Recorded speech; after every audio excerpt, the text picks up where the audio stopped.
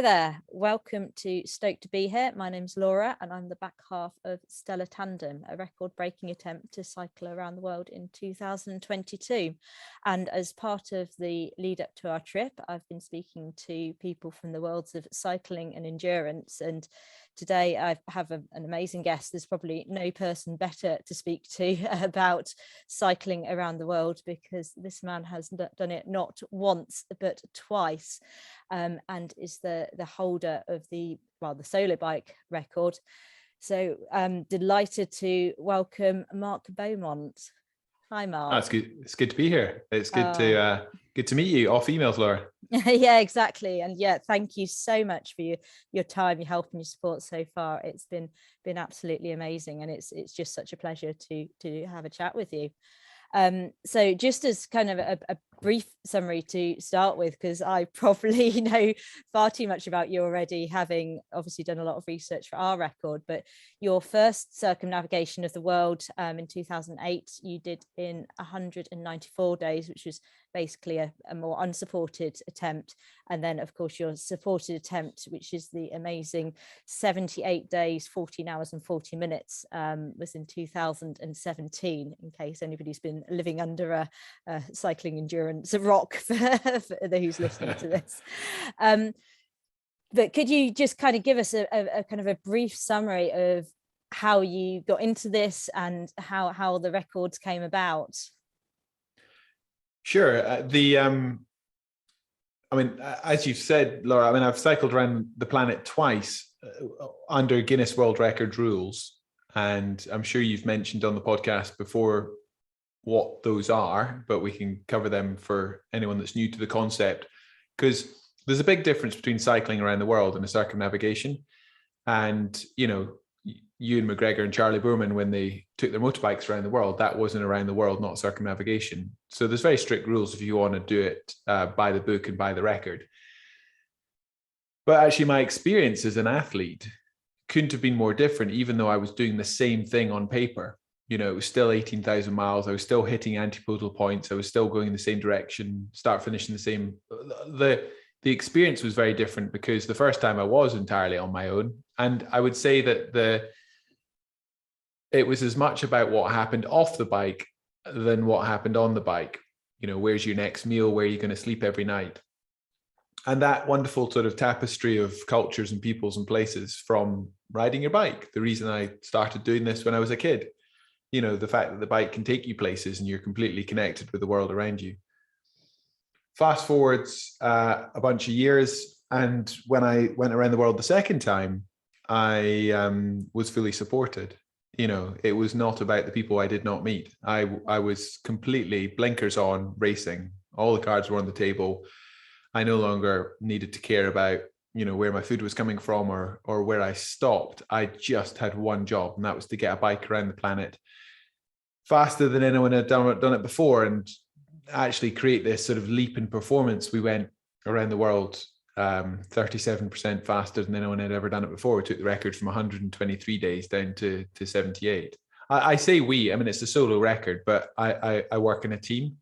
It would be completely insincere to say, even though it's the male circumnavigation world record, to say that I did that on my own, because if you add it up, there was about 40 people on my team the second time. Okay, I'm one guy on a push bike, but between performance, media, and logistics, there's this incredible sort of traveling circus to make it possible. So yeah, brief history of the concept of cycling around the planet. I was inspired when I was a kid by Ellen MacArthur sailing around the world. And I always assumed that the cycling world record would be equally professional, equally coveted, equally, it's the biggest out there, it's the world. And so when I was 22 years old and I first set my sights on cycling around the planet, I was amazed that at that time, it really didn't exist as a competitive record. And, when I first cycled around the world, I picked a record up relatively easily. At the time, I thought, this is cutting edge performance and I'm smashing out the park and this is the best I'll ever do, sort of thing, because it was the hardest thing I'd ever done. In hindsight, it, it looks quite pedestrian compared to what I've gone on to do. But that's with 15 years of hindsight. And I think I was lucky that I got into this game at a time when nobody else was really interested in cycling around the planet. I mean, there was lots of people cycling around the planet, but back then the record for the male circumnavigation was up at 276 days. And the last few people had come home within a couple of days of each other. So everyone was sort of in that range. And then when I brought it down to 194 days, I think that because I did it on the BBC, I created a documentary series and had quite a lot of profile around it. A, that launched my career, and B, I think it also was a catalyst for a lot of interest, for other people to go for it. I don't take all the credit for that, far from it, but it's been very exciting in the last 15 years to see this whole generation of guys and girls, going for the circumnavigation, and to be a part of that generation who have not just improved on the records, but taken them to a whole different ballpark. We're no longer talking about, records where you're averaging, 60, 70 miles a day. It's much punchier than that now. Yeah, definitely. And yeah, I mean, you're quite right. The difference between your two circumnavigations is very distinct. And if anything, we're probably closer to your first attempt being pretty much unsupported. But yeah. It's I mean, I think, are you being quite open? I know what your target is, but are you telling people what your target is? Yeah, certainly. So yeah, we've kind of promoted we're going for 180 days, which doesn't quite have the same ring to it as the 80 days, but yeah. Well, that's half a year. So. Half a year? No. Wow, absolutely. I mean, 80 days is a bit of a one-time prize, isn't it? Yeah, definitely. Whether it's Phileas Fogg or Michael Palin or Disney, 80 days is a known entity. It's why I got quite excited about the 80. So the 180, don't know, it's more of a darts term than a cycling term, isn't it? Yes. But I still think it's, it's such a significant improvement on what anyone's ever done on a tandem before. And the fact that you're still going unsupported, so it is about the adventure of it as opposed to the sheer performance of it. It's just as difficult. It's just different. Yeah, definitely. And I was going to ask you, because they obviously were such different attempts, and it might be hard to pin down to kind of one specific thing, but what was the kind of biggest challenge in each attempt? Because I suspect it was quite dramatically different, and kind of more, obviously your whole team was involved in the second attempt and they all had very different challenges, but for you specifically, what was the biggest challenge for you? Well, my second time around the world, the 80 days, I always say 80 days, even though it was 78, because it was called around the world in 80 days.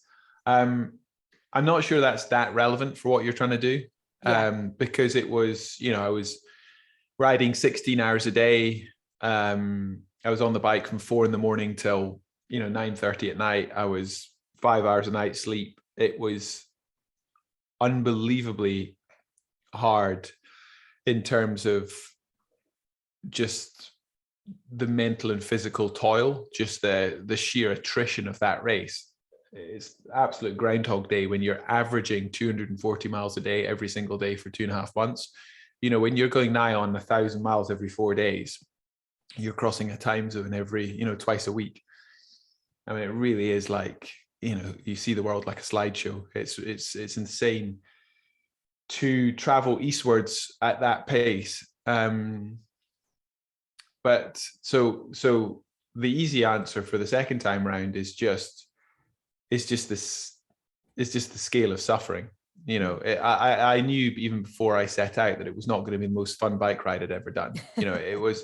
It was all my cards on the table as a performance athlete, like what is possible. And I've been criticized by some saying, oh, that's not in the spirit of, around the world cycling and all the rest of it. But do you know what? I'm glad I've experienced both. I knew when I went into the Around the World in 80 days that this was not about the adventure and the culture and the places. This was about the singular endeavor to get around the planet under your own steam faster than anyone's ever done it before. And that excited me like it would, like any child that's ever picked up the Guinness Book of Records, how fast can you get around planet Earth? You know, to have one opportunity to go, what is my personal best?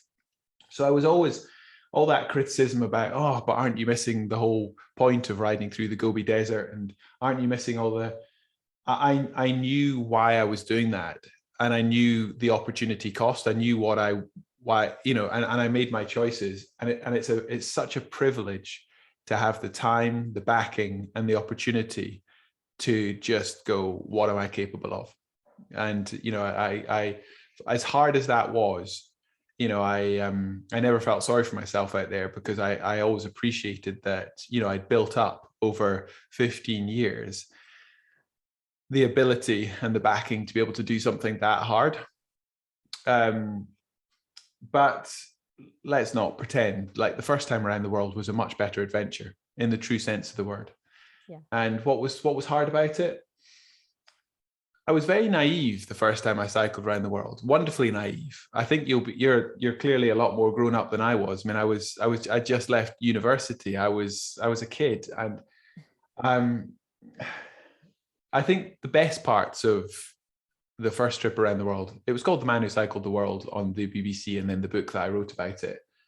The Man Who Cycled the World. I was a boy, really. I was a graduate who pedaled off from Paris, ended up in the most extraordinary places, miles out of my comfort zone. And there was a wonderful sort of wide-eyed naivety to that journey, an innocence, if you like. And I could do the same thing now, but just experience it very differently because of who I am, with, you know, the best part of 20 years experience. So, I mean, it's the wonderful thing about the first time you go on a big adventure like that. You'll never replicate the emotions of the first time you do something, because when you go back, you know more and you see things differently.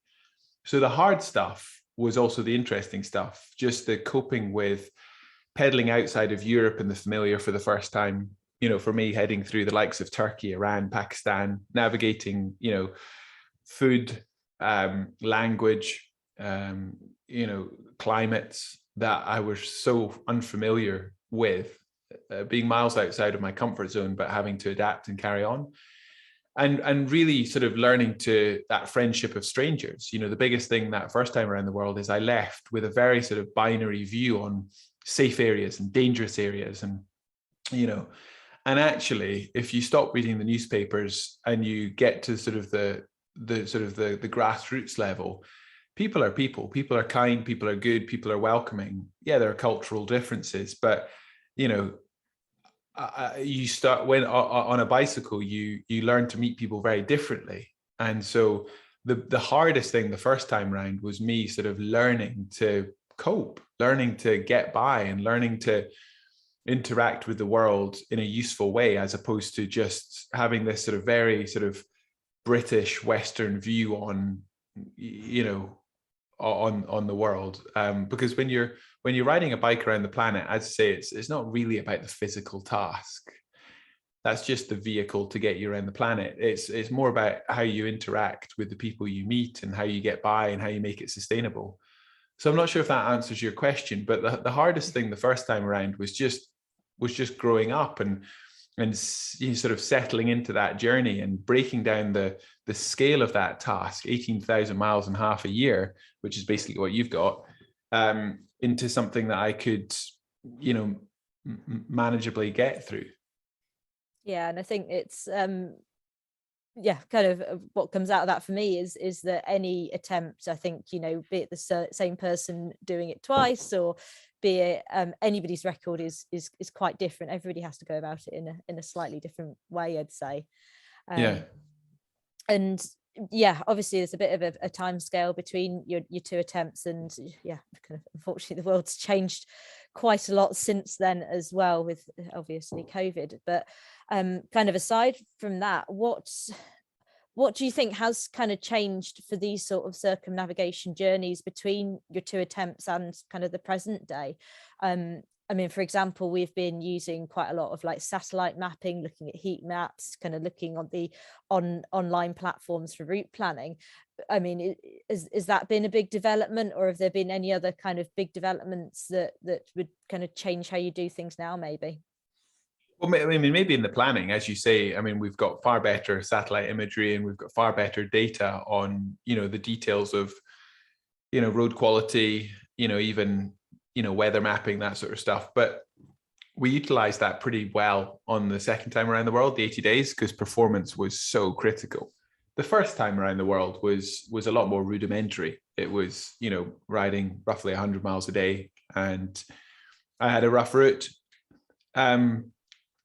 But the biggest answer to your question is the geopolitical, like how the world has actually changed over the last 15 years. So when I first went around the world in 2007, I cycled through Iran, and I received one of the warmest welcomes on the entire trip. I entered feeling worried and, slept in mosques most nights in towns and villages that I went through. I was under police escort, through Baluchistan, around the border, the southern Pakistan stretch through to the Indus Valley. And I'm not sure I'd ride that road now. The world has changed. And then the first time around the world, I also cycled through Ukraine. I cycled into Lviv and parts that we hear on the news every day. Second time around the world, I cycled through Russia. I cycled right straight through Moscow, across the Ural Mountains, the West Siberian Plateau, Lake Baikal, and down through Mongolia. So the world has changed, and not for the better, in terms of global security, border crossings. I mean, the advantage is you're seen very differently on a bicycle than you would if you're traveling by almost any other means. It's a great leveler, the bicycle. You are naturally trusted by people. You're not seen as a threat. And as long as you're careful about when you take your camera out, and you're respectful of people, and you care about local customs and culture, then I've found it's ironic, isn't it? The biggest issues I've had as a bike rider are in the US, not in Iran, for example, which is not what people expect. But if I was plotting an around the world route now, it would be really thinking about some of those border crossings and some of the security issues differently. People keep asking me for advice, and I keep saying to them, look, it's now 5 years since I last cycled around the world, 15 years since I first cycled around the world. And, you can only make those decisions based on information now, not on how it was. Yeah, definitely. And we're kind of really lucky in some ways that we'd never planned to go through the Ukraine or Russia, because that would have been obviously just impossible now. And for example, Iran, I would have been really keen to cycle through there because there's so many great reports. I know Emily Chappell speaks very highly of it, and a lot of other people do too. But yeah, it's not possible for us to get visas at the moment. So yeah. So just describe the route to me. So we're starting in Berlin, and then we're going south through Europe. So we're going through Chechnya, a bit of Austria, Slovakia, Bulgaria, Romania, and then down through Turkey, and then through Turkey up through Georgia and Azerbaijan. And we're having to risk the ferry across the Caspian Sea, which is a bit of a is that from Baku? Yeah, it's not quite in Baku anymore, but yeah, it's just south of there. But yeah, and then that goes to Aktau in Kazakhstan, and then we go through Kazakhstan. So through the stands. Yeah, it's Uzbekistan, Kyrgyzstan. So and where do you fly out of Asia? From Bishkek in Kyrgyzstan. So. And where do you fly to? Then we go to New Delhi in India, through India to Kolkata. We've decided not to. Well, I don't think you can get to Myanmar still because there was a queue there. Yeah.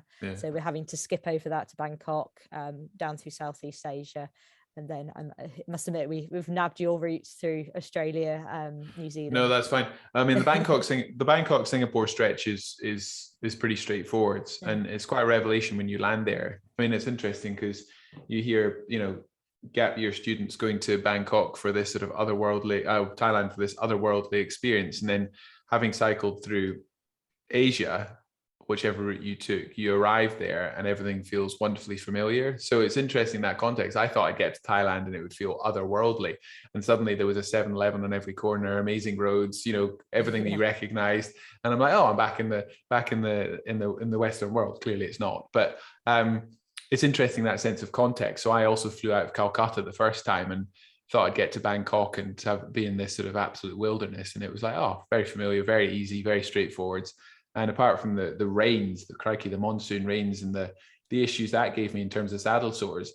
And I've actually cycled Bangkok, Singapore twice now. It's so much easier. And then you land in Perth, Australia, and you've just got, after the busyness, the frenetic busyness and, the claustrophobia almost of parts of Asia. I mean, India is wonderful, but it's also it's one of those super places busy, that yeah, it's amazing and lovely to go to at the speed of a bike, but it's also amazing to leave. It's just such an intense experience. So then you get to Australia and it's the opposite. You cycle out of Perth and you're just into this wilderness, and then the Nullarbor and the rest of it. So and then from there on in, you're back to the English speaking world.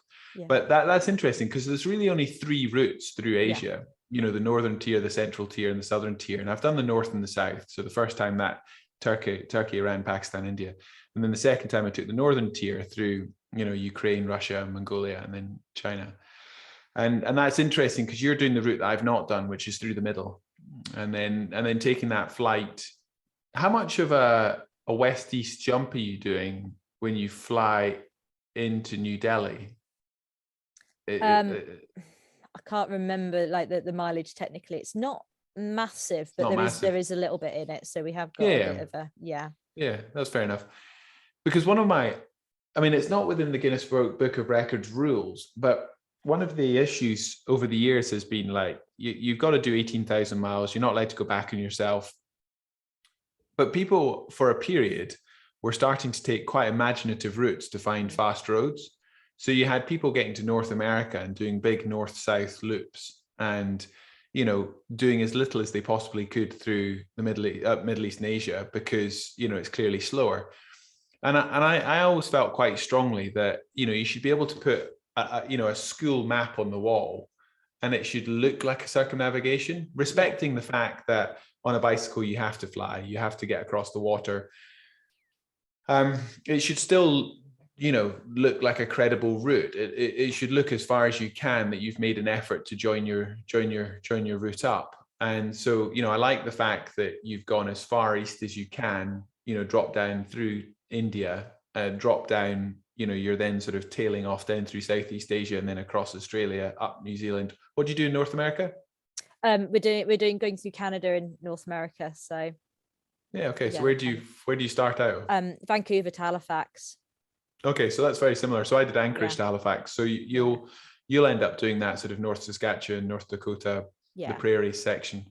That's good. That's credible. I just had a challenge over the years with circumnavigation routes, which basically tried to maximize roads in faster countries, if that makes sense. And I understand you want to get around as fast as possible, but I think that Asia bit needs to be tackled credibly. You can't just miss it because you think it's going to be slow. Yeah, and we're very much keen to kind of include that, because as much as it's certainly not a holiday, I think it's something about seeing the world at the speed of a bicycle as much as it still is very much a record attempt. It's I quite agree. We want to have done that circumnavigation rather than just spend all our time on the faster roads, for sure. Yeah, that's great. Okay. And then obviously we're on a tandem bicycle, which presents its own challenges, and I'm aware that you've done a little bit of tandem bicycle riding in your time. There's a couple of documentaries on GCN, I think, that document your tandem riding exploits. Having been on a tandem, what kind of challenges do you think that we might have specifically on that sort of a bicycle? Well, you're in the back, aren't you? Yeah, on the Stoked, yeah. I've never been on the back of a tandem. So I know, Hank, who's the guy that I've done all my tandem riding with, which is not a lot. We tried to break the Land's End John O'Groats record on a tandem. And we got 30 hours in. We did 500 miles in 30 hours. So we got it from Land's End to the Scottish borders and couldn't carry on.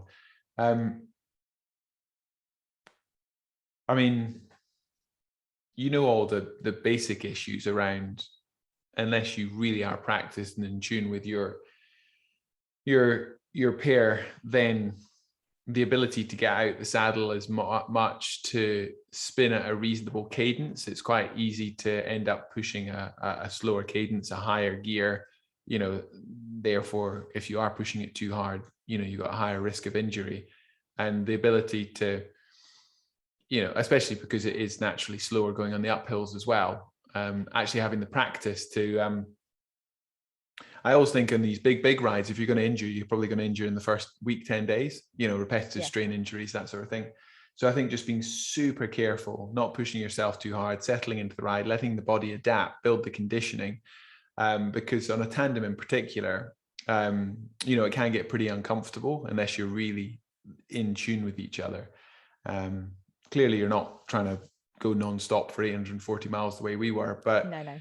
But still, it's sort of building that sort of sync with your partner, which I'm sure you've already got far better than we ever did, because you just don't have that flexibility, that fluidity you have on a solo bike to just lift out the saddle whenever you want, or, you know, throw the bike around, or freewheel whenever you want to. You've got to do that in sync. But I think if you build that connection, and you're clearly a more competent tandem rider than I am, you know, it can be a very efficient machine. And I think for yourself, it'll be as much sort of the psychological side of it, you know, your view on the world being on the back of the tandem, like, you know, you don't have the controls, you don't have the, you know, when you're on the front of the tandem, you feel very responsible. I did in particular, you know, in terms of, I decide which potholes to avoid, and I decide, you know, what gear to be in and when to brake, and I feel very responsible. On the back, you know, you've got that equal task of, you know, making the bike go, but you don't have that, all the other stuff to think about, and you don't have the same view on the world as well. I'll be really interested to see what your setup is. So for you to, you know, physically sort of be in tune with your partner, to not pick up any silly injuries because, you know, you're cycling at a, you know, a cadence or a level which you're uncomfortable, and you know, just to keep that sort of focus over half a year where you're on the back of the bike with a restricted view on the world, you know, you can look left and right but not forwards, I think that's incredibly tough. I think it's really hard what you're taking on. Yeah, it is interesting, and yeah, other people have commented like that as well. But it's a funny thing. You can ride the same ride on a solo bike or a tandem; it looks completely different. So, yeah, Steve will have a very different view from me, but I at least get to look for the side quite a bit more because I don't need to see where I'm going. But No. yeah, it's kind of I view my job on the back to do whatever I can to make the bike go faster, essentially, being it the fueling, and I can do the filming, the media, I can do the routing, and it's doing whatever I can to take the pressure off Steele at the front, essentially, is how we hope it will pan out. Yeah.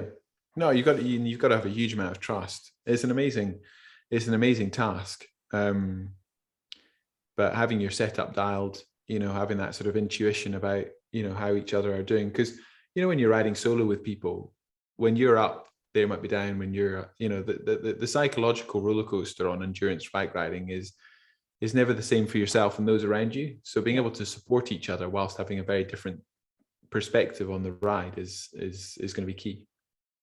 Yeah, definitely. And we've been in plenty of kind of lows and troughs, as it were, on rides before, but it's always tricky, and sometimes it's as hard as when one's up and one's down as it is when both are down. But yes, hopefully we've got some of that sauce to kind of plow our way through, as it were. And obviously one of the key things, which was very much applicable to your 80 days ride, but I think is relevant to any sort of endurance ride, is having your routines, your procedures in place. and essentially minimizing faff, I think is a good way to put it. And I've spoken to a couple of, well, most of the Europe record riders, and they kind of come up with some kind of good tips to reduce faffing, like on the side of the road on brakes and things like that. Have you got any kind of top tips or pearls of wisdom that can kind of reduce things and kind of get you going faster again? Well, I always set my schedules on time rather than distance. Yeah. I think when you're tired and you're trying to do a set mileage per day, or if you smash it out of the park because you've got tailwinds or things go well, it can be quite easy to be complacent the next day. And if you don't hit your mileage because of whatever reason, the topography or conditions, then it can be easy to be demotivated the next day. And you're just trying to every day pick yourself up and make a plan so you can get a certain distance down the road, where there's just so many things you don't control. So something I talked about with my 80 days team quite a lot was, if we faffed, to use that phrase, if we faffed for 5 minutes every time I got off the bike, that would add a day to the world record. So that's pretty powerful. So what I said to my team was, let's make sure I'm on the bike at 4 and not 4:05. That is so important to have that discipline, that you start when you intend to start. And, we would ride by time. So I would do a set time per day because I knew that was sustainable. Clearly, because you're not supported, you'll have to have some flex in that if you want to stay in a hostel rather than your tent or whatever else. But to have the discipline when the going's tough, to stay on the bike, to do the necessary hours, knowing that your best possible average will only happen through, putting the time in. Because if you leave it up to chance, and if you do a little bit more, a little bit less, depending on how you feel, you'll never hit your best possible, record time. And the faff thing is just so important, because the more tired you get, I think nobody's tough enough. If you leave an escape hatch, if you leave it up to your choice, you'll jump through it. There'll be a point where you'll go, oh, I'll just have another half hour in bed, or oh, I'll stop early. Or I think if you've just taken all those possible escape hatches off the table, and you know that you're going to be on the bike at this time every day, you're going to ride X amount of hours per day, you just don't give yourself those choices. And the only way to not just break records, but to create leaps in performance, is to read it off your own script. You're not looking over your shoulder and worrying about what somebody else did at another time. You're very much going, this is what I know is possible physically: ride time, recovery time, hydration, and food. Those are 4 things that you affect. And if you can get your ride time consistent, clearly your effort within that ride time matters as well. You prioritize recovery in every sense of the word, then you'll, some weeks you'll be going much farther than you expected, and other weeks you'll be really struggling, but they'll be because of things that are completely outside of your control anyway. And it's such a long race. 18,000 miles is such a long race, and you've just got to let those ebbs and flows happen and know that you're controlling the stuff that you can affect. Yeah, sure thing. And it's very much a process of endurance. So it's by far the biggest thing we've ever taken on. And getting this sort of input and advice from people like yourself is obviously key. And the documentaries you produce, the books, the talks, everything all helps kind of build up our preparation, as it were. I wanted to ask as well, kind of, we'll hopefully be writing blogs, as that's almost part of the kind of Guinness requirements, doing a bit of filming, things like that along the road. What do you think has had the biggest effect or impact after your kind of around the world trip? Has it been like the filming? Has it been the books? Has it been going out and speaking? What's had the biggest kind of inspiration to people, as it were?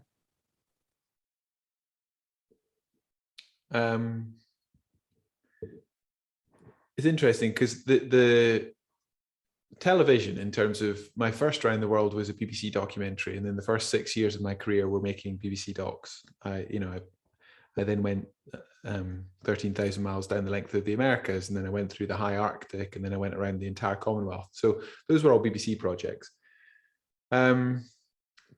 Television is seen by far, far, far more people than will ever read my books or come to my talks. But the level of engagement that I get on a day-to-day basis with people who have read my books and been to my talks is far greater than those that watch me on YouTube or the BBC. So I think because somebody who, commits the time to reading a book or, buys a ticket and comes to an event, has that very personal connection and time commitment. Telly is a very passive thing. There might be lots of people chatting about me that I never hear of, but actually I hear the feedback from the minority of people who do, so for, if I think hundreds and hundreds of thousands of people see telly, whereas only tens of thousands of people do the events or the books, it's those people that I hear from. But another way of answering the question is, what's made the biggest difference in terms of my career? And if I think of the last 15 years in terms of around the world cyclists, the second time I cycled around the world, I had to correct a lot of would-be sponsors and media who thought that I still had the record from the first time. So they didn't realize that lots of people had broken the record in the interim. And what I think is interesting about that is, I know, because I know all these people, I know that people have been annoyed that by breaking the record, it didn't give them the platform, the business, if that's what you're looking for, the opportunities off the back of that ride that they thought they would. They looked at my first round the world and the profile that gave me and the opportunities to do things like making documentaries, books, talks, and the platform to launch my career off it. And they thought, well, hang on, that's not fair. How come Mark's got this, but I don't. I've gone faster. I've broken the record. I've taken it to the next level. But actually, what you have to appreciate is that that's a completely different skill set than riding a bike fast. So by breaking the world record, getting a Guinness World Record, having the certificate that sits on the wall, that will get you tomorrow's newspaper, which becomes yesterday's newspaper. And it gets you a moment in time and recognition within the ultra endurance cycling world. But to grow beyond that and to give yourself opportunities to, whether it's as an amateur or as a professional, to leverage that story, if you want to inspire people, if you want to, share that to a wider audience, then that's something you need to be quite purposeful about from the start. As difficult as it is to cycle around the world, it's also very difficult to build a platform to influence and to share that with a lot of people. And it's not the same skill set. So I think what some people have missed is that, by breaking a world record, this assumption that the rest just happens. Like, right, it's not like people do it for fame and fortune, but they think that would unlock just a level of recognition for, and it's hard. It's really, really hard getting TV commissions, building a platform to be able to then share that story with schools or communities or businesses is hard. And you've got to work at that just the way you would work at the logistics and the physical training to cycle around the world. And, I can glibly say, I feel like I've been lucky in the last 20 years to have a career where I can take on, these big dreams and to share them with global audiences. But it's been bloody hard work as well. And I think people often say to me, oh, I'd love to do what you do.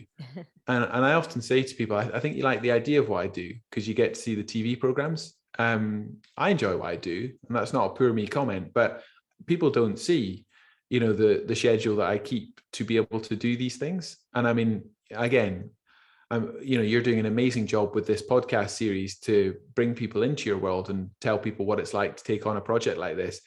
But, with the best podcasting and storytelling in the world, people still will only get a glimpse into, the hours, the uncertainties, the commitment it takes to do something like this. And, that's, the more you can do that, the better you'll get at it, and the more opportunities you'll give yourself afterwards. Yeah, definitely. And yeah, it's it's certainly enough of a challenge getting to the start line itself. So yes, it's all these bits and pieces are extremely useful along the way. I think if I can just get to the start line, that's the main goal to begin with. So we'll take it from there. Exactly. And then, yeah, just before we round things up, I've got a few kind of tandem trivia questions. My first one is normally, have you ever ridden a tandem? But we know the answer to that already. And I normally follow it up with, if you could ride a tandem with somebody, like a dream tandem partner, they could be alive, dead, fictional, whatever, who would you put on a tandem with you? That's a good question. I think Jenny Graham would be a fun person to ride a tandem with. She's the female round the world record holder. Yeah, she was on the last episode actually. So Yeah, I'll go with that. she's just, I mean, she's a phenomenally good bike rider, but she's just constantly cheery. You want somebody on the back who's got a good sense of humor and cheer. So I don't know you well enough, but I hope you can, keep the mood in camp well. Yeah. So yeah, I think if we're going with a bike rider, I would choose Jenny.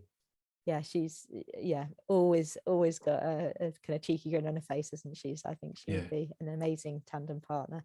And yeah, you kind of answered the next question already. I assume you would still be captain on the front, would you?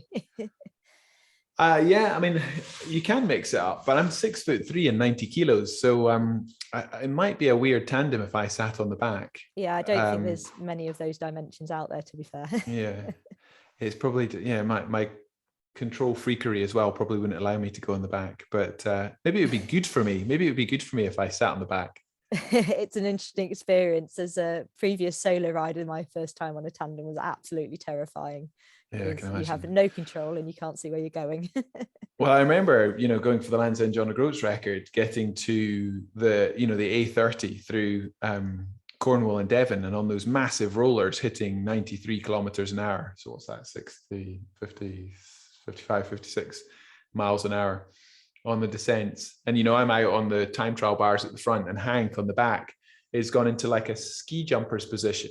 So to get more aero, his arms are, straight out behind him. No hands on the handlebars. He doesn't need it. Just complete trust as we, go 55, 56 miles an hour. And I'm not sure I could do that on the back. No, I think my admiration for Hank has just gone up massively. I think, I think we've touched on 50 before, and I'm usually almost in tears by that point. So that's. But your perception of speed on the back must be very skewed.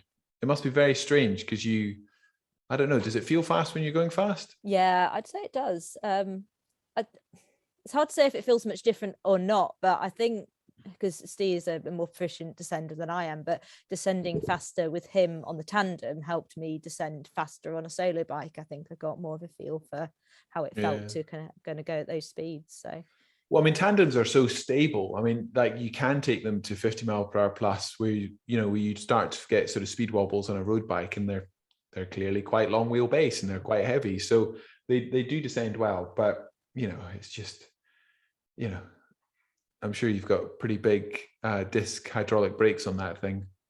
Yeah, we're trying to aim for not too many descents, because they always come with ascents as well, and tandems don't like going uphill, so we're trying to keep it as steady as possible. No, exactly. And then me and Steve say we're kind of joined by the frame on the bike.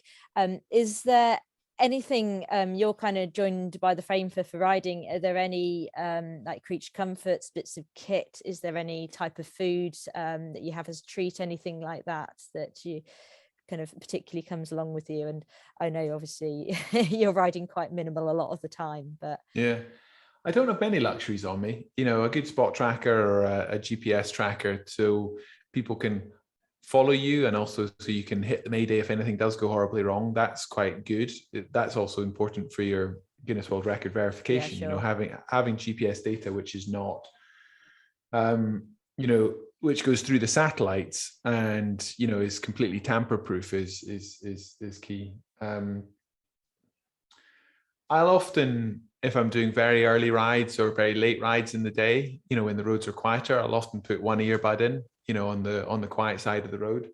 And especially when I start to feel sorry for myself on the bike, it's quite good to get you out of your own head, and I don't often listen to music, but I'll listen to, podcasts and typically non-fiction, because there is something quite important when you're riding a bike. It is all about, what you're thinking. And there is a point, because you spend such a long time in your own head, that you need to get out of your own head and think about something else. So I wouldn't advocate it through, busy descents or busy towns, but there is a time when you're doing, massive circumnavigations, when you're going through, empty bits of countryside and deserts, where, putting, especially when you're doing what I do, which is, 4 a.m, 10 o'clock at night, to put one earbud in, and then just to, have a different frame of mind.